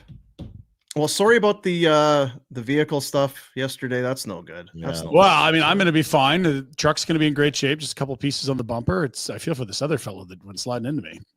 Yeah. Should have had a Honda. Should have had it. What's up for the weekend, fellas? I'm off to Elkford, British Columbia to play the Glen Lake and Bow Valley teams. And I'm going to Claire's home. Oh, but we're actually Really? staying in Purdy, which is 45 minutes from Elkford. Yeah, it's not close. You know what, Rhett? I love Claire's home. It's Do got you? Tell me obviously it's a little small town, but it was a few years ago. My kid had right around Christmas a tournament in Claire's home. It's like walking down small town Manitoba, Saskatchewan. Oh, there's the home hardware. You go in, they got the little Christmas stuff. It'll be very festive for you. You'll enjoy the little festive. I've been to Claire's home. I like it. I'm disappointed, actually. There was a pizza joint there that had to shut down. No. Duros, some of the best pizza you could get. I'm telling you. That's I tough. remember that Ah, place. good. Yeah, I remember that place. Now, they So hate enjoy it. Vulcan there. They got the big Claire's home Vulcan rivalry, or is it Fort McLeod? What's the story I there? don't know who they. Not sure. Yeah. Not sure. But it's just you're not. So are you guys staying in Claire's home? Or There was discussion. Some people yeah. were booking rooms, and I'm like, no. It's an hour. Yeah. I don't. Maybe The South. Yeah. From the south, it's not an hour. Oh, you know what you do? Hitching Post High River. on the way. Are they open in the winter? I have no idea. I just know Hitching Post if I'm passing High River. Yeah, Hitchin Post and High River. There's the Big Sky Barbecue in Okotoks. Oh, that's true too. Yeah. Just taking a little spots along the way because it's about food. Let's be honest. It's always about food. Well, thank you for your efforts. You got a meal tonight? Special meal? What do you got? Big day? Where's No. the party? Where's What are the you party? doing for your big day? Yeah. Yeah, not nothing. Mm. No. Really Scotty- just tried to fly under the radar, quite honestly. Yeah. So we'll see how it goes. But that's very nice of you guys to do. Well, there's another 5 guys that we're not going to let it fly under the radar. Did you want to? You could have done this. Yeah, we got that too. Why don't we open the present first? Do that for him? You go Look white at- shot if here. you were here, you would have had something to do today. Right.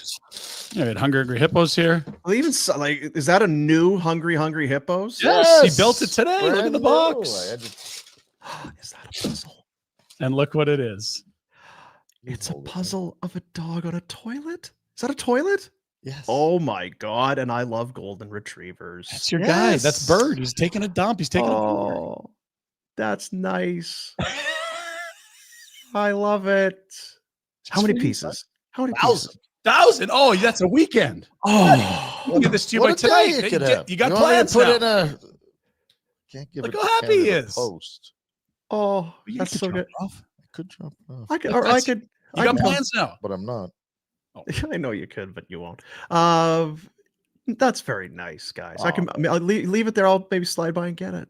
He's reading the K9 Times. He is reading. He's on the toilet. It's Yeah. a dog. It's a puzzle. 1,000 piece. It's perfect. Don't go anywhere. All you people saying, "Oh, yeah, that's Oi, oi, oi. we're not done yet." You got some gems to unload, Jack. Let's hit it.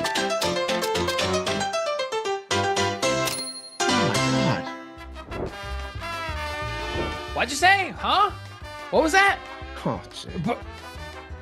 Boom's turning 50? Wait, he's not already 50? I mean, take it from one guy who looks old. That's actually kind of impressive, not gonna lie. To our hard of hearing, sunglass wearing captain and fearless leader of Barn Burner, happy birthday. I mean, you kind of are a bit of a miserable prick, so I'm hoping that you actually enjoy this day and the very festive roast that is forthwith. But in all seriousness, happy birthday, Boom. Joining your show once a week and playing a very small part in it is one of the highlights of my week. And beyond that, I'm so thankful that you took a chance to come with us and join the Nation Network. You, Pinder, Rhett, your whole crew in Calgary. It's been fantastic getting to know you guys. And the trust that you've placed in me and others to help continue to drive this business has been not lost on me. And our conversations that we've had over the years, you've been a great friend, and I wish you many, many more. Happy birthday. Hey, Boomer. Congratulations on half a century of sweetness and light and giddy optimism. Who am I kidding? Curmudgeons, you got to curmudge. So happy birthday, pal. And hey, you'll like this. It only gets worse from here. Oh, good. Happy birthday, Boomer. Congrats on the big 5-0. It was fun getting a chance to work with you all those years ago. I really, truly enjoyed being able to stop and get you coffee and pastries every day on the way into work.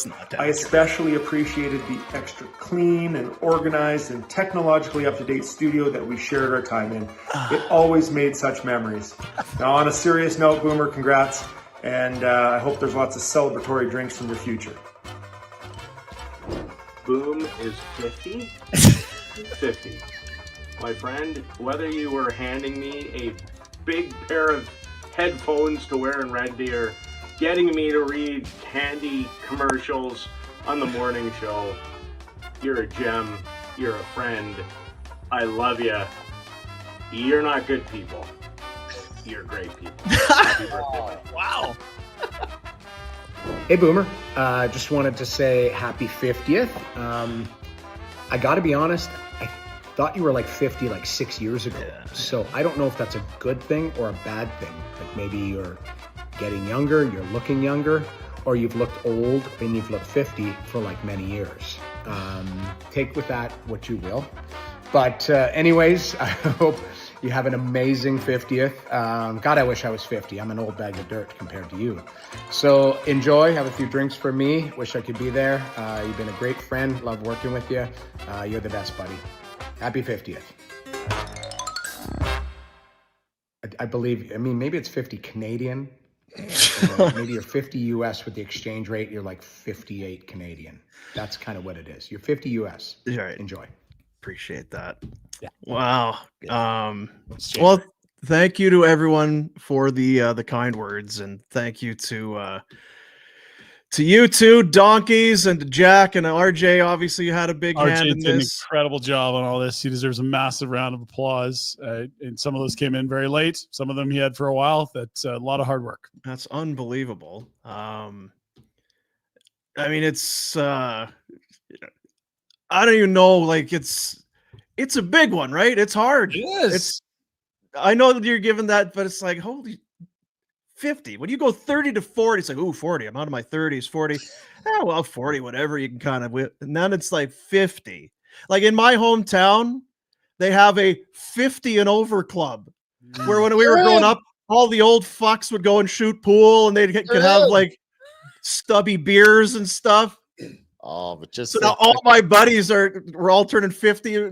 We're getting the cards. It's like, oh, here's your membership to the 50 and over club. It's like, geez, you just didn't think that you'd ever be there. And yeah, I don't want to get serious about it. So I appreciate you guys. The overpaid. Yeah. Yeah. There's no question. Half is the line. You killed it, bud. Yeah. Yeah. It's is that on 365? You got to really dig. It's a lot. There's a lot of, like they say, scrolling. Huge range of markets. Huge range of markets. World's largest sports betting platform. Never ordinary. Yeah. Well, I'm glad I could hang in there. I told what I told my wife. I'm like, you know what? Because over the last waking up early and next 10, best 10. That's our motto. You want in with us? Next 10, best 10? Best 10. All right.